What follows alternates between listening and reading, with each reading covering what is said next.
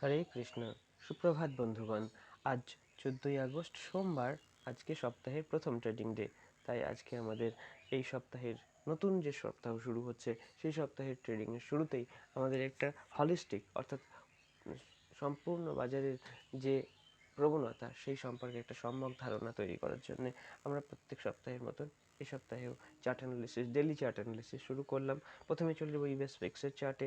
US ফিক্সের daily চার্টে আমরা দেখতে পাচ্ছি যে একটা নিচে একটা কনসোলিডেশন জোন ছিল, তার উপরে মার্কেট ট্রেড করা শুরু করেছে এবং একটা ছোট ব্রেকআউট হয়েছে 17-র উপরে, এবং মার্কেটে এই উপরের দিকে যাওয়ার প্রবণতা মার্কেটে অস্থিরতা বা উথাল পাথাল বৃদ্ধি করবে।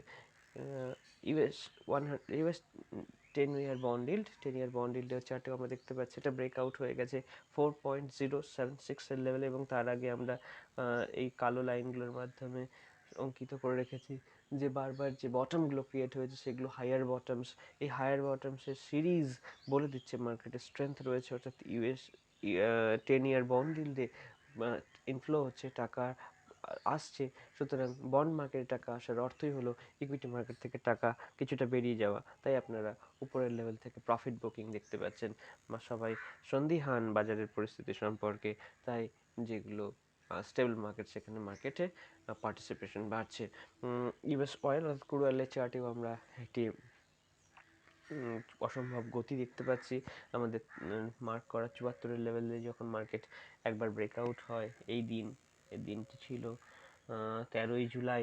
তখন আমরা আশা করেছিলাম যে এই নিচে একবারে রিট্রেস করবে, এবং সেই রিট্রেস করার পরে 17 তারিখ নাগাদ, 17 জুলাই রিট্রেস করার পরে আবার মার্কেটে স্ট্রেংথ আসে, এবং সেই স্ট্রেংথ এখনও বর্তমান আছে। আর একবারের জন্যে মার্কেটে ব্রেকআউট হয়েছে 83-র উপরে ব্রেকআউট হওয়ার পরে আবার কিন্তু রিট্রেসমেন্ট সেই কাজটিও মার্কেট ঘটিয়ে ফেলেছে। সুতরাং এই 83-র উপরে আর একবার চলা শুরু করলে উপরের লেভেল আমরা দেখতে পাবো, এবং যেটি ইকুইটি মার্কেটের জন্য প্রেশার তৈরি করারই ব্যাপার, সেই ব্যাপারে আমরা সচেতন হব। ইউএস 100 ন্যাসডাকের চার্টেও স্ট্রেংথ নেই, উইকনেস দেখা যাচ্ছে। এই উইকনেসের প্রথম যে সাপোর্ট লাইন আমরা দেখতে পাচ্ছি, সাপোর্ট চলে আসছে 14,851-তে। সুতরাং এখানে উইকনেস চলছে এবং সম্ভবত একটু বেশি পরিমাণে রিট্রেস করবে, কারণ অনেকটা আগে র্যালি দেখিয়েছে S&P 500। এখানে কিন্তু উইকনেস দেখলেও এমন একটা লাইনে মার্কেট ট্রেড করছে লেভেলে, যে লেভেলটা পূর্ববর্তী সময়ে সুন্দর রেসিস্ট্যান্সের কাজ করেছে। সুতরাং এই বর্তমানে এই লেভেল অর্থাৎ 44, 60 বা 55, এই লেভেল থেকে মার্কেট পুনরায় উপরের দিকে যাত্রা শুরু করতে পারে বলে মনে হচ্ছে। তো দেখা যাক, এখনই বলা সম্ভব নয়, একটু সময় নিতে হবে, তারপরে বুঝতে হবে যে মার্কেটে প্রবণতাটা চেঞ্জ হচ্ছে কি হচ্ছে না। FTSE, Financial Times Stock Exchange, ইউকের মার্কেটে রেঞ্জ বাউন্ড ট্রেডিং চলছে। ডাউ জোন্সে কিন্তু যথেষ্ট স্ট্রেংথ আছে। কারেকশন উপরের লেভেল থেকে তেমন কিছু হয়নি, মাত্র 2% হয়তো হবে। মার্কেট একদম টপ লেভেলে ছিল যখন, তখন 35,642। মার্কেট এখন বর্তমানে ট্রেড করছে 35,281, অর্থাৎ মাত্র ধরে নিন যে 160 পয়েন্টের কাছাকাছি মার্কেট নিচে ট্রেড করছে। এটা এমন কিছু ব্যাপার না, 0.5%। সুতরাং মার্কেটের স্ট্রেংথ সবচেয়ে বেশি কিন্তু ডাউ জোন্সেই রয়েছে। আমরা যারা ডাউ জোন্সে ট্রেড করি তারা কিন্তু ডাউ জোন্সের দিকে তাকাতেই পারি। লং সাইডে ট্রেড করার জন্য একটা ব্রেকআউট আসলে কিন্তু মার্কেটকে আবার উপরের দিকে তুলে নিয়ে চলে যাবে। এরপরে চলে যাব ইন্ডিয়া উইক্সের চার্ট। ইন্ডিয়া উইক্সে কিন্তু একটি মাথা তোলার চেষ্টা করছে। অনেক দিনের এটা ডাউনওয়ার্ড স্লোপড ট্রেন্ড লাইন ছিল, নীল লাইনটি আপনারা দেখতে পাচ্ছেন। এই নিচে ক্রমভাসমান যে লাইনটি ছিল, সেই লাইনটিকে কিন্তু মার্কেট ভেদ করে উপরে যাওয়ার জন্য প্রথমবার মাথাচাড়া দেওয়ার চেষ্টা করছে, ক্লোজ উপরে দিয়েছে। সুতরাং এখান থেকে ইন্ডিয়া উইক্স বাড়লে মার্কেটে একটু হালচাল বৃদ্ধি পাবে। ইন্ডিয়া 10 ইয়ার বন্ড ইল্ডে ট্রেন্ড লাইন কিন্তু উপরের দিকে, মার্কেটে প্রেশার আসতেই পারে ইকুইটি মার্কেটে। এই এই লেভেলটি এই রেজিস্ট্যান্সের কাজ করবে 7.212। এর উপরে মার্কেট চলা শুরু করলে আরও স্ট্রেংথ দেখাতে পারে। এরপরে চলে যাব গিফট নিফটির চার্টে। গিফট নিফটি কিন্তু নেগেটিভ ওপেনিং দেখাচ্ছে, মার্কেটে স্ট্রেংথ নেই, উইকনেস ক্রমশ বৃদ্ধি পাচ্ছে, এবং প্রথমবারের জন্য এপ্রিল মাসের পর থেকে মার্চ এন্ড থেকে মোটামুটি এই ট্রেন্ডটা চলছে ধরে নিন 16 মার্চ থেকে যে আপ ট্রেন্ড শুরু হয়েছে তার প্রথম একটি ক্লোজার এসছে ট্রেন্ড লাইনের নিচে। সুতরাং মার্কেটে উইকনেস বৃদ্ধি পেলে 18,847-এর লেভেল আমরা কিছু সময় পরে হয়তো একবার জন্য দেখতে পারি। আমাদের সেই সময় হবে অ্যাকুমুলেশন জোন, ইনভেস্টরদের জন্য কথা বলছি। ডলার ইন্ডেক্স ব্রেকআউট দিচ্ছে এবং এই ডলার ইন্ডেক্সের ব্রেকআউট দেয়া ইকুইটি মার্কেটের জন্য কিছুতেই শুভ হয় না।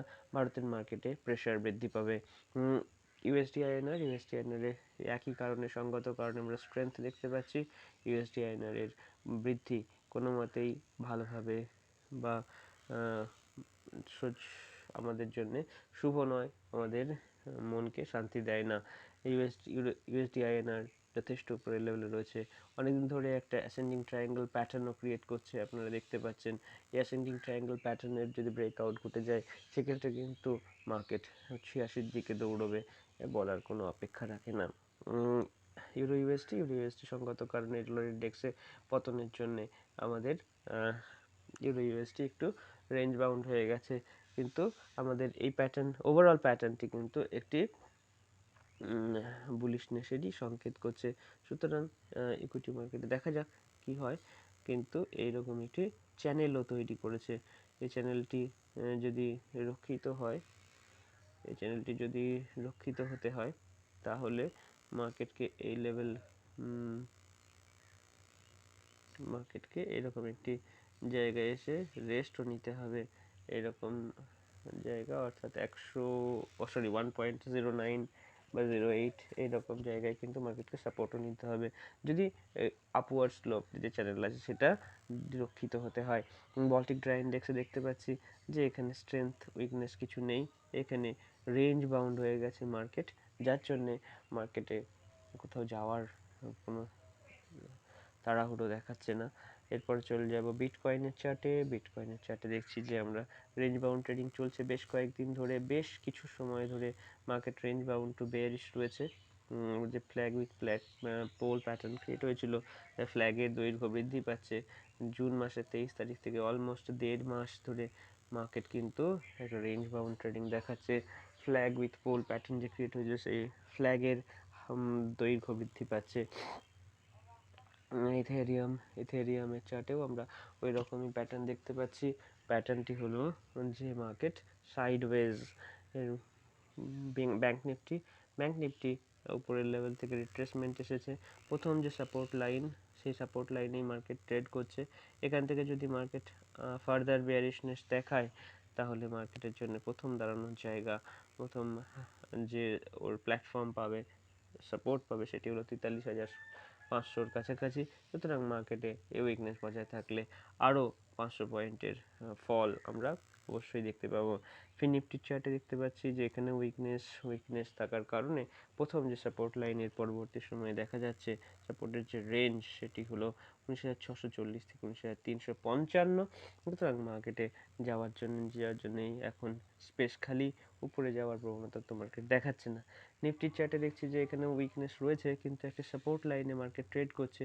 এই সাপোর্ট লাইনটি যদি রক্ষিত হয় ভালো, না হলে মার্কেটের যাওয়ার জন্য নিচের দিকে অনেকটা জায়গা খুলে যাবে। মোটামুটি ধরে নিন যে মার্কেট 18,000 850-র কাছাকাছি একবার আসতে পারে, বা 18,690 এরকম লেভেল মার্কেট একবার দেখাতে পারে। শেষে চলে যাবো সেন্সেক্সের চার্টেও স্ট্রেংথ নেই, উইকনেস দেখা যাচ্ছে, এবং ওভারঅল গ্লোবাল সিনারিও যদি ইমপ্রুভ না হয় ফার্দার উইকনেস আসবে এবং 63,500-র কাছাকাছি মার্কেট নিচের দিকে একবার আসতে পারে, যেখানে আছে পরবর্তী সময়ে যথেষ্ট ভালো স্ট্রং রেসিস্ট্যান্স, সেখান পর্যন্ত মার্কেট অবশ্যই আসতে পারে। এখনকার মতো এইটুকুই, আপনাদের সঙ্গে পরবর্তী সময়ে দেখা হবে। আমাদের চ্যানেলটি সাবস্ক্রাইব এবং ভিডিওটিকে লাইক করার অনুরোধ নিয়ে আজকের মতন শেষ করছি। ধন্যবাদ।